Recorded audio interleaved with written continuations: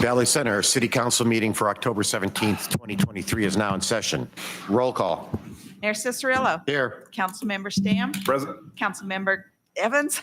Here. Councilmember Bass. Here. Councilmember Anderson. Here. Councilmember Gregory. Here. Councilmember Kerstetter. Here. Councilmember Wilson. Here. Councilmember Colbert. Please rise for the invocation followed by the Pledge of Allegiance. Go ahead. In prayer, Father God, we thank you for this night. We thank you that this is a day that you've made. We recognize that you're the author of this day. We lean into you. We humble ourselves. God, I thank you that you're a God who draws near to the brokenhearted, draws near to the humble-hearted. Lord, you're not impressed by positions or titles. You're impressed by our heart. May our heart just be yielded to you. Pray for the council tonight as they work through this agenda, that they would find joy in serving our community, but also, God, that they would be filled with vitality and vigor. And Lord, I just pray, we thank you for our first responders as the agenda gives recognition to them, Lord, for our police officers, for our fire department, first responders, EMS. Lord, we just ask your blessing, your protection, your hand upon them as they serve our community in that capacity as well. Lord, thank you for these council members. Lord, bless them and their family. And this community we pray in Jesus' name. Amen. I pledge allegiance to the flag of the United States of America and to the republic for which it stands, one nation under God, indivisible, with liberty and justice for all. There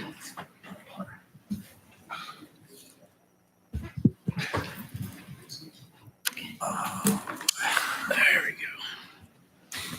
All righty. Item 5, approval of the agenda. Make a motion to approve the agenda as presented. Second. I have a motion and a second. Is there any discussion? All in favor, raise your hands. Motion carries. Thank you very much. Item 6A, the city council meeting minutes from October 3rd, 2023. Make a motion to approve the minutes of the October 3rd, 2023 regular council meeting as presented. Second. I have a motion and a second. Is there any further discussion? All in favor, raise your hands. Motion carries. Item 7, presentations and proclamations. I do have a proclamation to read. Give me 1 second here.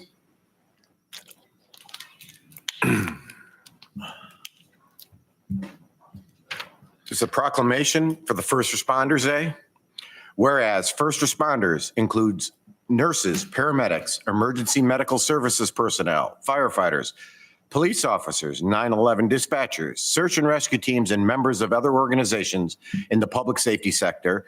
And whereas first responders risk their lives and selflessness, run into danger to protect our state citizens, serving as the first defense against emergencies that threaten our communities.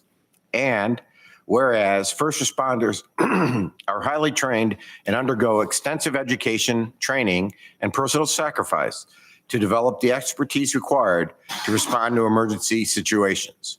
And whereas on this day, we should honor Valley Center's brave, selfless, and compassionate heroes who touch countless lives every day and pay tribute to those who paid the ultimate price in the line of duty. Now, therefore, I, Lou Cicerillo, Mayor of the City of Valley Center, do hereby proclaim October 28, 2023 as First Responders Day and encourage all citizens to recognize our public staff. In witness whereof, I hereto set my hand and cause the great seal of the City of Valley Center to be affixed to this 17th day of October in the year 2023.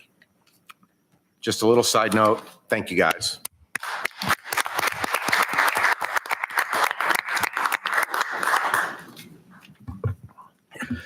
All righty.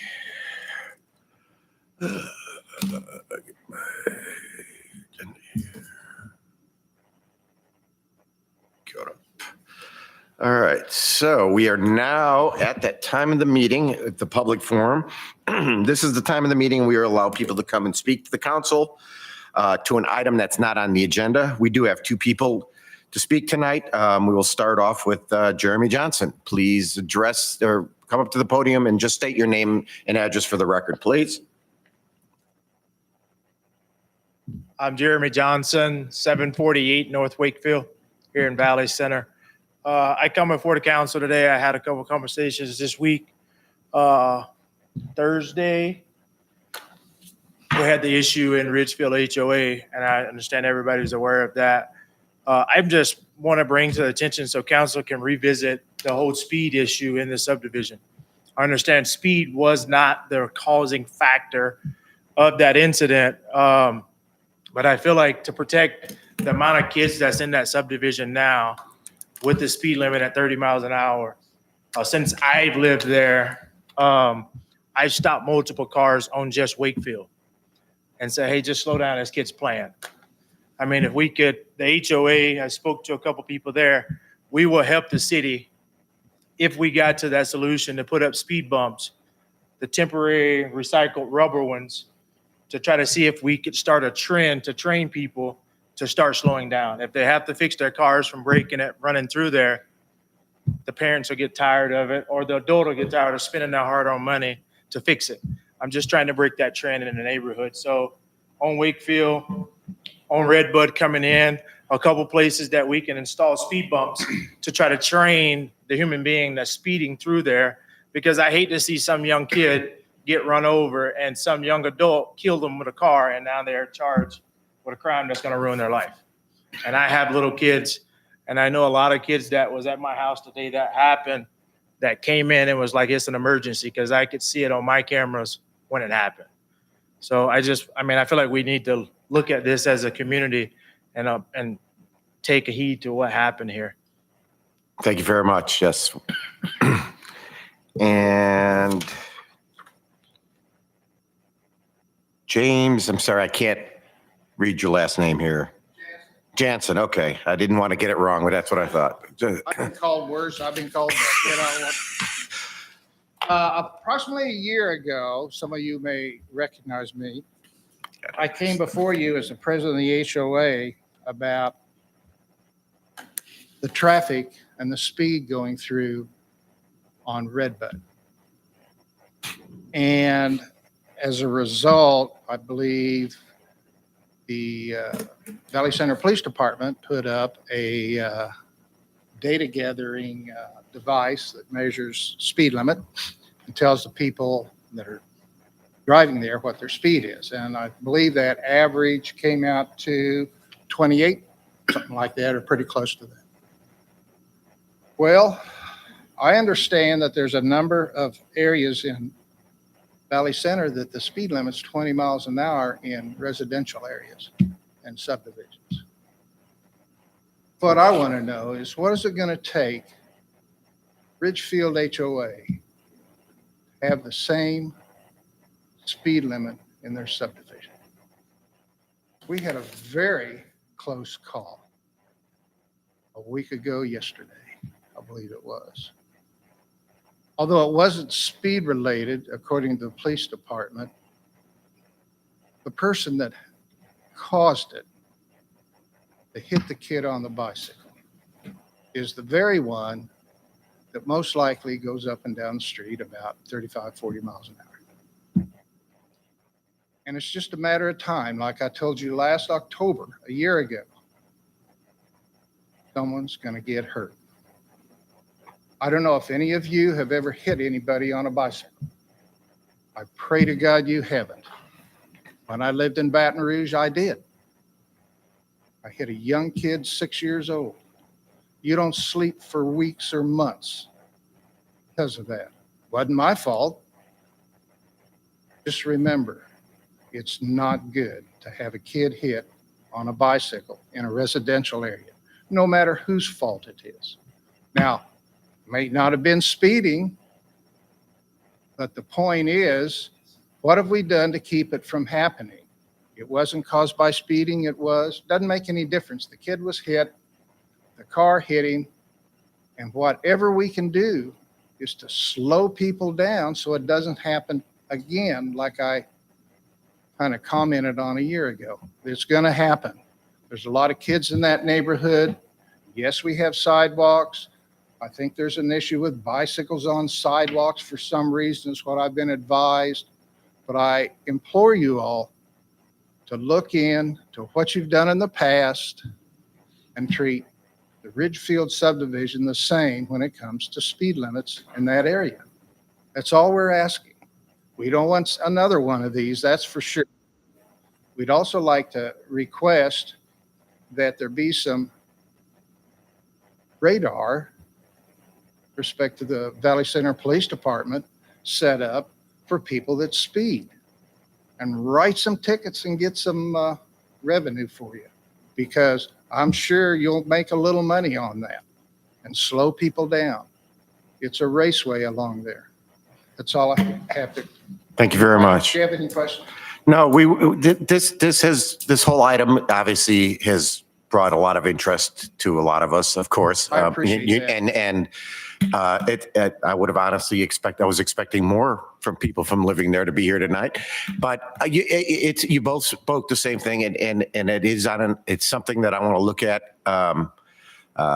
The speed, well, I don't want to say the bumps, but the speed humps is something that I've thought we should be using in a lot of these neighborhoods. And I think maybe it might be time to investigate that a little more to see how we can, and to be personally, just as between personally, I think those would be more of a deterrent than lowering the speed. Even though, we did the study and we have our processes that we have to follow. I think having those might be the better choice at this point in time. So, It could be. but I want you guys to know that it was not taken as, this happened, big deal. I speak for myself, and I'm sure I can speak with the rest of the council. We were all concerned about it. Appreciate that. And But what I don't understand is there's other areas in Valley Center that have a 20-mile-an-hour speed limit. and they petitioned. You could, which is what I was going to next. If you would like, you can get a petition going, signed by the residents of the neighborhood. Okay. Doesn't have to be fancy. Just state the statement. Okay, And as long as there's a majority of the citizens, then we will look into that as well. So okay. when the facts and the numbers don't tell us we should do this, we clearly have to listen to the citizens, and the way to listen to the citizens as a whole is what I'm asking is you put a petition together and have it submitted back to us. Okay, and I appreciate that. I didn't realize that a year ago, October, we could do that. But now that we know, we will certainly follow up. Who do we turn that into, Brent?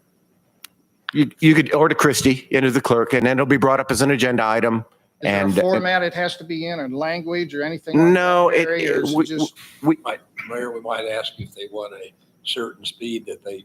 it requests. Okay. Yeah. 25, Uh, 20, whatever. Yeah, okay. But yeah, That's no, fine. we don't have to be that. Yes, if you Googled out petitions, Yeah, you would find a ton of them that are laid out with all the lingo bungo. we don't want to get into. We don't need That's that. Just that's state Barry's your claim. Not mine. This is we the citizens of Ridgefield okay. type thing, and We got you. what your speed want, and then get as long as we have a majority, we listen to the majority, right? I can get you a majority. All right, Probably 95%. just a second. Councilmember Bass, you had a comment? I did have a question for him. I drove through your neighborhood the other day and I noticed there is a lot of cars parked in the street. Have you guys, as an HOA, looked at amending your covenants at all? Oh, No? because for cars on the street? Yeah, I mean, that could play a factor in some of these Could have. incidents. Probably Yeah. may have. Yeah. just can't. If people have more cars, Right. more than 2 or 3 visitors, Right, they Hang have, they can't park across the sidewalk. right. So where else are they supposed to park when they visit or anything like that? The only thing I know Yeah, is. no, on the street. I was just wondering if you guys had thought about that. No, I And I do want to say that this was an accident. And so I feel bad for all those involved. But the Yeah. insinuation that maybe that the guy that did it was speeding at other times, I just don't think that's fair to that guy. Well, So, Might not be fair. yeah, it's not fair. Might have been the truth, but it's not fair. Yeah, it's not a fair accusation. So, So to comment on your question, Clint. yeah. So I have spent a lot of time in the government documents of the HOA. So in the HOA documents, it states that every homeowner is not allowed to park in front of their home. They have to park on the opposite side of the street. Really? So that's in the government documents. And if those cars are parked there for more than 3 days concurrent, they can be towed at their own expense. Gotcha. And that's also in the city. If they're parked if you're coming down the street, if you're parked on the right, you have to park on the opposite side of your house. Gotcha. So that's in the governing documents of Ridgefield HOA. Okay. So that's At there. least that something's in there for that. Yeah, it's in there. absolutely. I mean, if you guys want to see it, I can print it, bring it for the next one when we bring the petition. So it's in there. I appreciate it. Thank you guys both very much. Appreciate it. Okay, we're going to move on.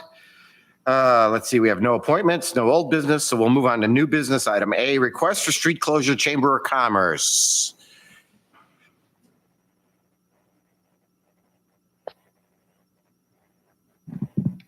Hello. Hello, Just for the record, just tell us who you are. my name is Allison Clubb, and I am the Chamber of Commerce Director. And tonight I am here to request the closure of Main Street for October 30th from 3 to 8 for Trick or Treat Street. Council, questions? Motion to approve the closure of 100 to 200 West Main Street on October 30th, 2023 from 3 p.m. to 8 p.m. for annual trick or treat event. Second. Have a motion to second. Is there any discussion? All in favor, raise your hands. Motion carries. Thank you very much. Thank you. All righty, moving on to item B, Valley Center Municipal Utility Feasibility Study. Say that fast. No, I couldn't say it. I almost couldn't say it slowly, so. All right. Good evening, Mr. Mayor, council members. My name is Scott Burnham. I am with a NewGen Strategy Solutions. We're a consulting firm. I'm based out of Denver. We led a study here in Valley Center on municipalization, which is the process that a municipality would go through to acquire the electric assets of an incumbent utility here, Evergy in Valley Center. On the phone, I think I have a few folks here as well. So they can hear me, maybe. But I've got a slide deck here. If I could get that up, that'd be great. Hold on, you're asking him to multitask now. Okay. Slow down.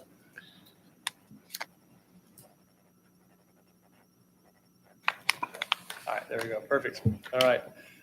If you go to the next slide, please. There's a clicker right there. Oh, there is. Oh, there you go. Perfect. And I can go to the next slide. Or.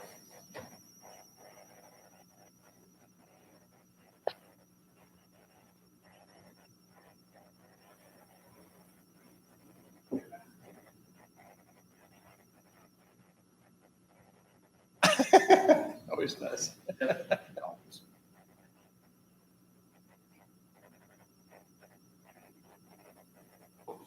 Right. Back to the manual. It worked earlier. Fair enough. All right, got an agenda, a brief slide deck here. Want to go through some introductions, project roles, talk a little bit about our project approach, kind of what we went through, the strategy, some of the tasks that we did to achieve this study. Talk about the results. We'll talk about the engineering side of things. Got it working? Some of the financial things, and then the legal considerations. And really, we roll into the next steps and questions, and be happy to answer any questions we have that you guys have and want to talk about the process. On the phone, I've got Tom Godosi, I believe, with Exponential Engineering Company. They were the field distribution engineers on this project. He's now with a company called Bar Engineering. And then we had legal counsel with John Coyle. John is with Duncan and Allen in DC, does a lot of work before the Federal Energy Regulatory Commission, as well as a lot of municipalization studies, and has a lot of experience. So that was sort of the project leads for this project. The project results, basically what we did was we looked at the formation of what we call an MEU, a municipal electric utility. And the results suggest that it is financially feasible for Valley Center to form an MEU. The rates, the all-in rates, and I'll talk a little bit about how we went through this process, but the all-in rates would be a little bit higher on the front end of the 10-year period that we looked at, and a little bit lower than Evergy in the tail end. Some of the drivers of those costs and those rates in this process are, in fact, obviously the asset acquisition, the cost of acquiring the distribution assets. And what we're looking at is acquiring basically the feeders and the service drops and the meters, everything come from the substation down. And we'll talk about that. There's also a need for some system improvements, and those costs are also a cost driver. Power supply is a cost driver, and a cost driver that has a lot of volatility. Power supply moves up and down. We looked at a 10-year forecast. We actually reanalyzed the data here from about 6 months ago, and the power prices power prices have changed a bit. So those things go into, and then of course operation and maintenance, the cost to maintain the system, keep it up and running. And so for the city's options and sort of going forward, there are a variety of options. One is to continue with the phase 2 study. We call this sort of a phase 1 study. We'll talk more about that. Other options are to engage with Evergy in the franchise renewable process and negotiations around that, and incorporate elements into the franchise agreement around future municipalization, as well as looking at sort of future annexations and thinking about municipalization for those areas. Of course, there are other options as well. You could do nothing. So there's a variety of ways to go. So let me talk a little bit about the phase 1 study. We kind of divided into 4 tasks. One was the data acquisition, understanding kind of what the system looks like. We had a project kickoff. We did some strategic assessments, worked with Brent and the folks at the city here, and talking about kind of the process and how we go through the valuation. Develop the preliminary financial model, and then put together the report and the presentation that you're seeing here tonight. So from a field assessment, as I mentioned, Tom Gadosi and his team came out here in July of last year, looked at the municipal boundaries, basically just drove the city looking at all the distribution assets, looking at substation, looking at distribution systems, feeders, like I said, poles, meters, and the like, really looking at publicly available data and doing some field confirmation. So they put together this map here, this GIS map of the city, and basically did a pretty high-level system inventory to understand really what's out there, and as well as what condition is it in. And one of the things that we used this information was to price these assets. Tom came back to us with this mapping and this inventory and an idea of the age and condition, and we said, okay, we put some pricing to it and came up with a range of asset prices that we then put into the financial model.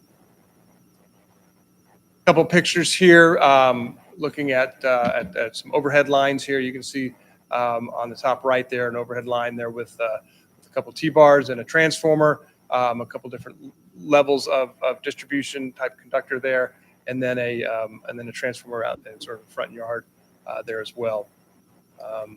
Next one, looking at here again, we're looking at this, trying to get an assessment of the range of the value of these assets by looking at their age and really looking at their vintage of construction. So Tom came back to us and said, okay, we've got about this amount of assets we think were put in 1970 and this amount in 1980, 1990, et cetera, et cetera. So that was how we built up the evaluation. So we put together a financial model looking over a 10-year period, using the values developed by Tom and his group, estimating depreciation as assets as they age, they lose value, they depreciate, and then develop that range of costs. We also looked at, Tom looked at what it would take to acquire or to develop assets to take power basically from the transmission system to Valley Center, and those capital improvements as well as ongoing replacements. Talked a little bit about the O&M costs as well, and Tom came up with some estimates around there. We looked at some estimates around what municipal costs are for O&M. We looked at 2 different options for power supply. One was to go to what's known as the Southwest Power Pool, which is sort of the regional power provider in the area, the regional market, if you will. And there are entities that we engage with to give us a forecast of what those prices might look like in the future. So we put those into the model. We also looked at the option of perhaps the city joining a joint action agency, which is really just a collection of cities that pool together their resources to develop power and buy power, as well as a G&T, the generation transmission type co-op. Right? That's how the co-ops get their power. The distribution co-ops buy them buy wholesale power from G&T. So we looked at a combination of what we call joint action agencies and G&T to get just some sense of what pricing looks like in the market. So we put those two prices, those two different option of pricing in there. We assumed that the city would acquire the assets in question from Evergy, issuing debt, 30-year debt at certain interest rates, and then it would pay that debt service over time. We also included in the costs, right now, the city does get a franchise payment from Evergy. We estimated that at about a 5% payment in lieu of taxes. That's what, generally speaking, what municipal entities that own their own utilities, basically the utility provides that, remits that back to the city, back to the general fund, of transfer to the general fund. It's about, in your case, it's about $400,000 a year relative to the modeling. We did a cash flow analysis. It was all based on a cash basis. We developed what's called a revenue requirement. In the utility speak, revenue requirement is the amount of dollars it takes to operate the utility. We kind of built this up from the ground up in your case. Divided that by the total sales, kilowatt hours, to get sort of what we call an all-in rate. It's certainly not at all meant to be what would be charged, on a residential, commercial, industrial basis. It's really just a basis for comparison to the Evergy rate. We looked at what Evergy has published tariffs. We looked at what they have put out there. They've indicated that they're going to the commission for about an 8% rate increase. So we recognize that. We put about half of that into our estimate, recognizing that they're probably not going to get all of it through the process for the commission. And then we looked at those future rates over time, comparing Evergy rates to the MEU rates. And the end result looks something like this. The blue bar would be the Valley Center, or the MEU rates under the market power scenario. The G&T and Joint Action Agency option was a little bit higher than market power. We talk about that in our report. The G&T probably gives you a little more certainty, cuts out some of the volatility because they actually own the assets. The market, you're obviously subject to variations in market power, which you don't see in this price, but we know it does happen, right? Because these are annualized prices. And as I mentioned in the early years of the study, suggesting that the Valley Center would be slightly higher, and in the latter years of the study would be lower. Essentially reflecting the fact that Valley Center would issue a lot of debt for these assets. That debt payment would be flat, whereas Evergy rates would just continue to go up by inflation, is what the assumption we made in the report. This is another table we have in the report, just looking at sort of the beginning year and the last year of the analysis, looking at total annual sales, kilowatt hours sale, looking at what we call the average all-in rate for the MEU, comparing, basically multiplying one times the other to get a total amount of revenue. That's a revenue requirement. Comparing that to sort of the Evergy average rate in Valley Center, and again, multiplying that times the kilowatt hour sales. And you can see that difference there. The difference is in year one, the Evergy rate is slightly lower. Therefore, the difference is a positive. So there's about a 2% difference there, what we estimate. In year 10, then that difference is negative because the MEU becomes cheaper. And so therefore, that difference is about 7%. And overall, I want to say it was roughly about 2% less over the course of the 10-year period. But as I mentioned, it is subject to a lot of volatility, given the fact that power supply prices drive a lot of that of the analysis. One of the things that you would ask for in your scope of work, and that I think was actually a very good thing to think about, was what we call a SWOT analysis, a strengths, weaknesses, opportunities, and threats assessment. And we did that for Valley Center as part of this, looking at some of the strengths. The strengths and weaknesses are sort of on the internal side, and the opportunities and threats on the external side. So internal strengths, there's certainly a value of local control. That's one of the basic tenets of public power. There's a strong and committed leadership for this driving the municipalization effort. It certainly is a community-based, and you guys are a tight-knit community, and having that tightness is a benefit, is a strength to you. Potential load growth, and you guys are working on some growth in the city for the new aquatic center, and some other elements as well. And your relative compact size are all strengths. Weaknesses on the internal side, certainly the timeline is unpredictable. This process is not cheap. It's not short. It does take a lot of political will, and so to ultimately get to municipalization because you can count sort of on the threat side that Evergy will fight it at tooth and nail. Regardless of your small size, they don't want to let one domino fall because this is basically their business model. And so the municipalization process is taking that from them. Opportunities on the external side, I'll have John talk a little bit about the statutory process and some of the statutes in Kansas that lend themselves to this process. They're better defined in Kansas than they are in a lot of other areas. And then there's some also, I know there's issues about reliability for Evergy, and of course the opportunity to improve reliability is again one of those basic tenets of public power as well. So,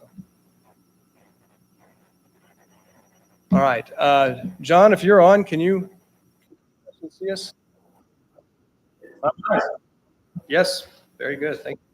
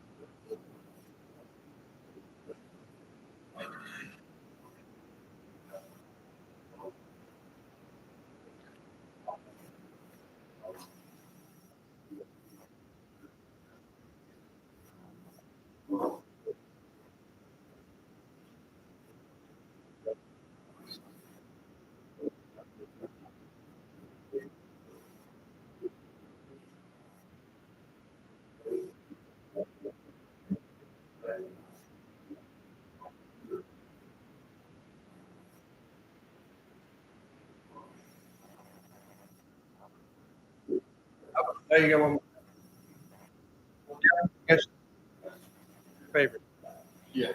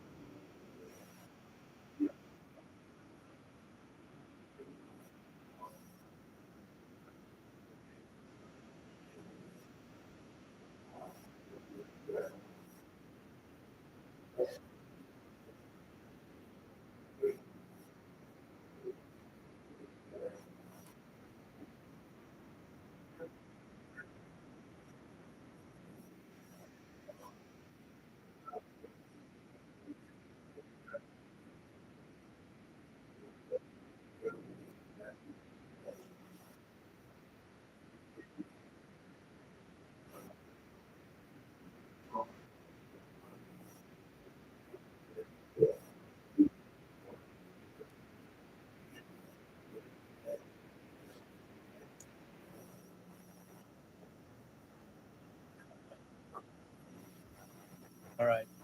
Thank you, John. Appreciate that. Just one last slide here. Next steps in terms of sort of recommendations from us. We feel like that this study has given you some good leverage to go into Evergy on the franchise agreement, give you a better understanding of kind of what your system is out there, what it looks like, what the value of it is, and what the options are for you moving forward. We would certainly recommend engaging with Evergy with the franchise agreement and some specific strategies we include in the report relative to municipalization and sort of future municipalization. And of course, any other additional direction from the city, we'd be happy to respond to. And certainly tonight, if you have any questions on the process or what we went through, or any questions on our study, I'd be certainly happy to answer those as well. Council, do we have any questions? I know this was a lot to take in, and I know we've been given the report, so I think we all need to take a little time to read through all that and see what we want. But does anybody, Councilmember Kerstetter, Knew that was going to happen. what took you so long? I couldn't figure it out. I was trying to come up with things to talk. So one of your first steps was going through our system or what we currently have. Kind of coincidental, the Evergy decided to upgrade some of our poles and lines. How does that affect your analysis? We've certainly seen that before. Just starting a study, suddenly, the incumbent utility pays attention to all your wants and needs.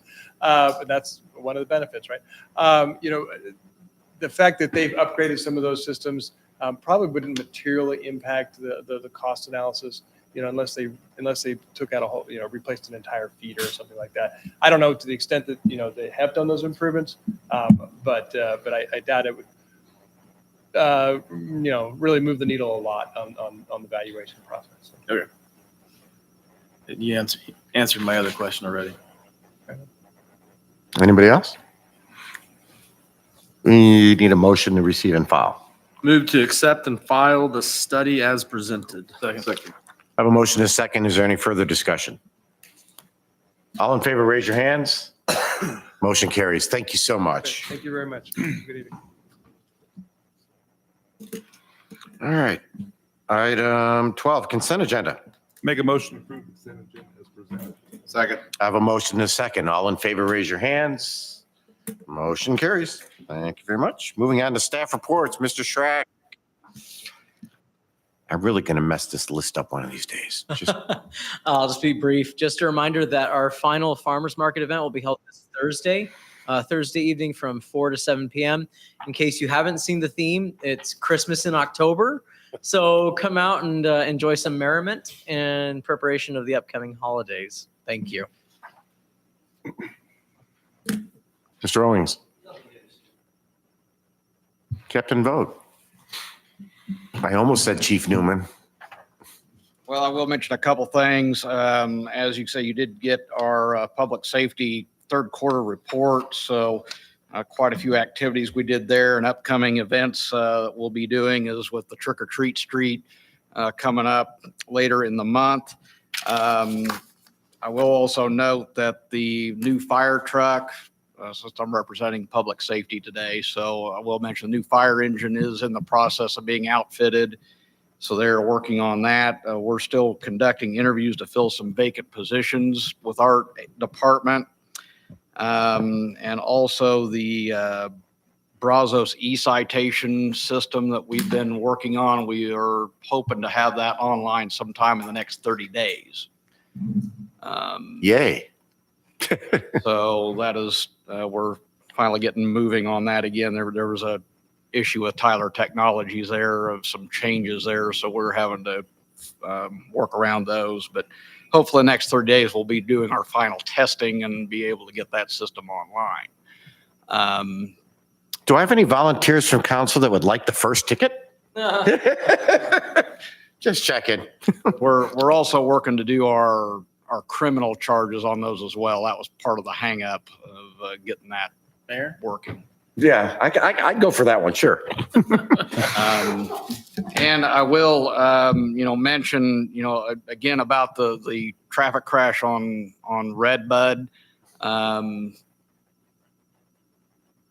Yes, that speed was not a factor in that crash. And as I had talked to some of the news people about that, bicyclist hit the truck. And that's something that we tried to reiterate with educating not only drivers, but bicyclists and pedestrians about why they need to be careful on the streets and on the sidewalks and everything. And I think that's going to come out with some of this is just trying to educate everybody about how to be safe on the streets. So, but we're going to work at looking at some more radar enforcement, watching the speeds up in that area as we do with all of our other complaint areas. But I ran radar on Fieldston. We got a 21 over in a 20 zone here the other day. So that was actually yesterday.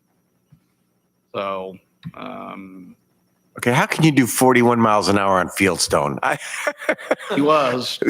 He got a ticket for it. So, Well, I mean, okay, well, yeah, that's not an easy street to negotiate yeah. normally. So it's again part of what we're working on. We got a lot of complaint areas that we work and trying to address those as best we can. So, and then we'll again look at Redbud and look at some things there of any possible solutions to that may come about. So, other than that, that's all I have. Councilmember Kerstetter has a question. Regarding the inattentive children, do we have any programs in the school system that we could aid, help, and just educate there?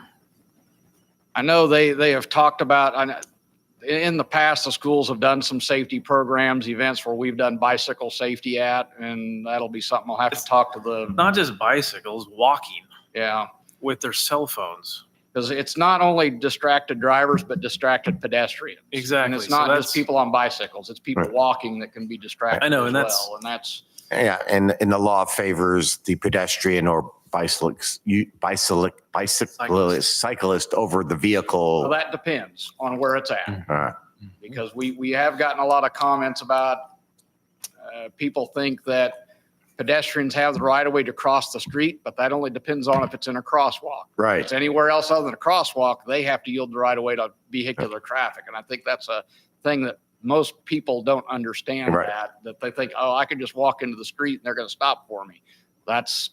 And if they, walk into the street, cross in front of a vehicle, then they're the ones that are in violation, not the motor vehicle driver necessarily. So that's, I think, some stuff we're going to have to probably do some education about of that as well, because some people just don't understand that they think because they're a pedestrian, they have the right of way. That's not always the case. Because that's kind of how it's always been out there for as long as I've been a kid. I mean, and that's a pretty long time, guys. Yep. That, Pedestrians always in the right of way, regardless of where they're at, so. But, all righty. Thank you, sir. That's when citations were written on stone tablets. That's right. Stone tablet. That was good. Mr. Eccleston.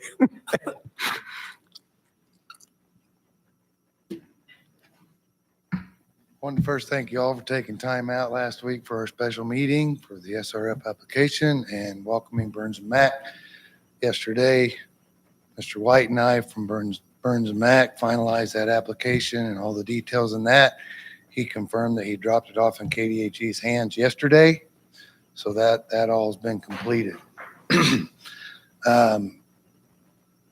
We steal Mr. Shear's thunder a little bit. We've been experiencing some phone calls. The Meridians project was either getting ready to go out for bid or went out for bid today. I was receiving many phone calls and questions from different contractors, so that's moving along. And where we're at. Thank you. He did a great job, by the way, with Neil and Rodney did a great job manhandling the meeting, so just so you know. Ladies in the back did too. And the ladies in the back, yes, everybody did. That's all right. Thank you. Mr. Shear. I'll just build off what Rodney said. Bids for Meridian get open tomorrow at KDOT headquarters. So in the near future, we should know our prices and our low bid and who our contractor will potentially be. Thank you. Mr. Arbuckle. Mr. Smith. Nothing this evening. And I think we're going to just pass because I know he's very tired and he's had a long week. And really, I'm sure he doesn't want to get up and speak, but Mr. Clark, no? All right. Thank you. I know you're tired and I should. All right. Moving along to governing body reports. I do not have anything else to add. Councilmember Stam. I'm just excited. I'm getting Idea Tech Thursday. Nice. That's it. I will add that I've had mine now for some time and I've clearly noticed a difference, especially when my wife and I are both working at home and we're both on Teams calls at the same time. I speed test it in the morning, before I start work just to see, and it's up there to the higher eights to the mid nines on a regular basis. And I just need to improve a little bit on my infrastructure inside my house now to get, which I'm working on to get that all working. So that's another thing to understand, folks, is, I've said this before, your network is only as fast as your slowest point. So just keep that in mind when you're switching. Councilmember Evans. I'm good. Councilmember Bass. Nothing for me. Councilmember Anderson. I have nothing. Councilmember Gregory. No, thank you. Councilmember Kerstetter. No, thank you. Well, Councilmember Wilson, you're the land in line. So. I am. But Mr. Stam, just to go the other direction, I'm not as bougie as the mayor with the high-end speed. I went with the lowest package that Idea Tech has, and it works great. I will tell you, it works just awesome. So we stream TVs. We're on multiple devices. But yeah, I don't have that bougie lifestyle that the mayor does. So But I only have the gigabyte pack. I did not go to the big one, and I didn't because I know my router can't handle that yet. So, but the mayor did help me out with choosing the correct router for that, since I did have to get away from a Cox router to a fiber router, and so he headed me in the right direction with a great router that's worked really well for us. So we've had zero problems with Idea Tech. So very, very happy for the change. Why So. must be more bougie than him? Because I'm getting the big. are you? There you Well, go. I'll be interested to hear on that one. see, then. Yeah, I want to hear that. Absolutely. And by the way, the bill's in the mail for my advice, by the way. Absolutely. If there's any more business for the council, motion to adjourn. Second. I have a motion, a second to adjourn. All in favor, aye. Aye. Opposed, nay. Meeting